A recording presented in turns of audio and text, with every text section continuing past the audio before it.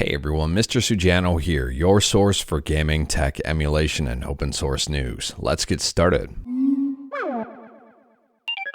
Alright, we'll kick things off talking about PlayStation Vita emulation on Android with Vita3k, and I've got two good pieces of news for you. So for the first piece of good news, at the time of filming, Vita3k Android release 11 has just dropped.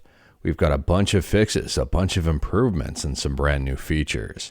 For example here, they now allow custom drivers and renderer to be set differently for each game. They've also implemented fractional upscaling, allowing games to render at 1.25 times, 1.5 times, or 0.5 times if your phone is struggling.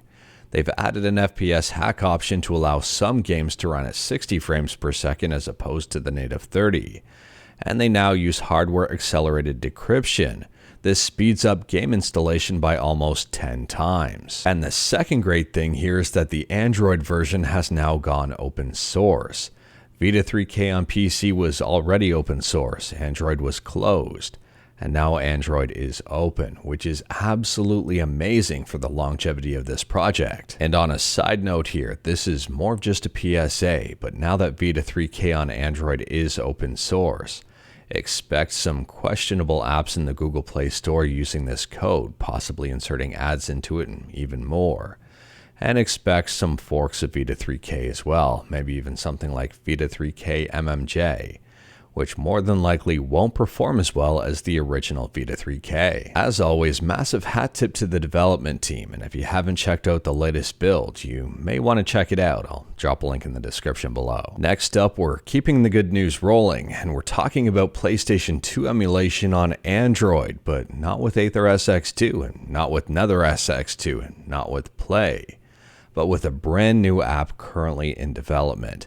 This one is called Cosmic Station. Now, it's going to be a while before this one is released, if it gets released. Right now, they say they're about 15% done, and the target for the first demo release is in 2025, so next year sometime. While I don't think that this is going to beat Aether SX2 right out of the gate, it's nice to see someone trying here, and hopefully something comes of this project.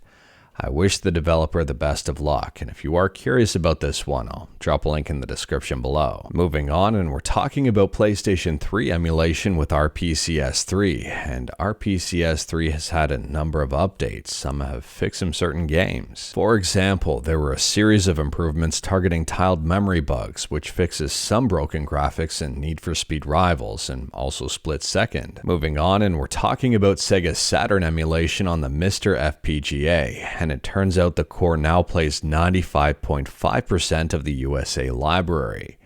Now, it doesn't necessarily mean they're perfect. I mean, perfect is sitting at 0.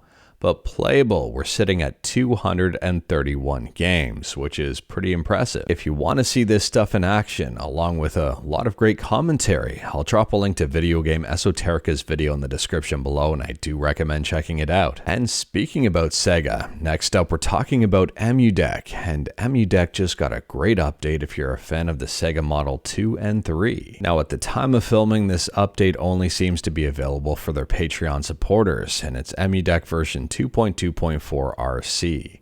RC stands for Subscribe to Mr. Sujano, or Release Candidate, depending on how you want to interpret that. And this update applies to SteamOS. They've added in Sega Model 2 and Sega Model 3 emulators. Moving on, and we're talking about a new game over on itch.io. It's currently in development, and apparently it's inspired by Streets of Rage 4 survival mode and quite a bit of PS2 era 3D brawlers.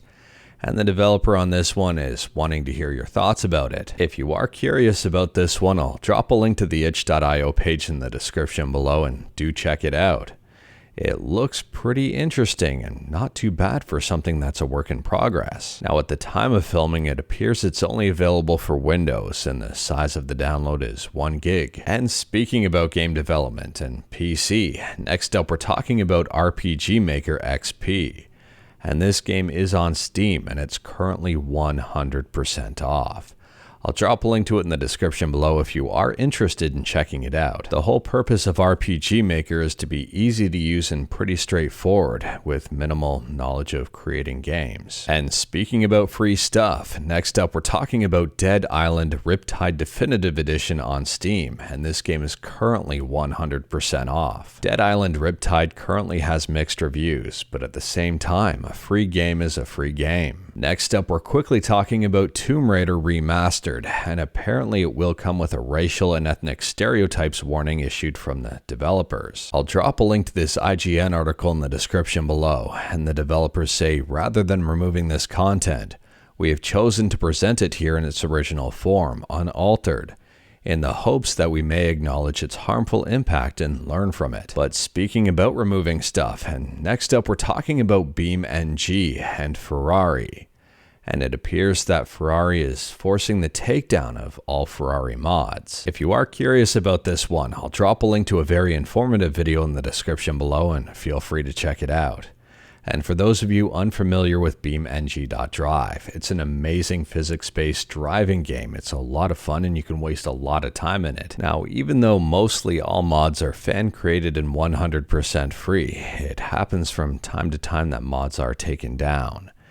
And I'm not surprised with Ferrari here. Disappointed, yes, but not surprised. But I'd also argue at the same time, once something's on the internet, good luck taking it down forever. There's probably places that are still hosting it. And last up here, we're talking about The Lies of P on Steam, and it appears the developers made a bit of an oopsie today.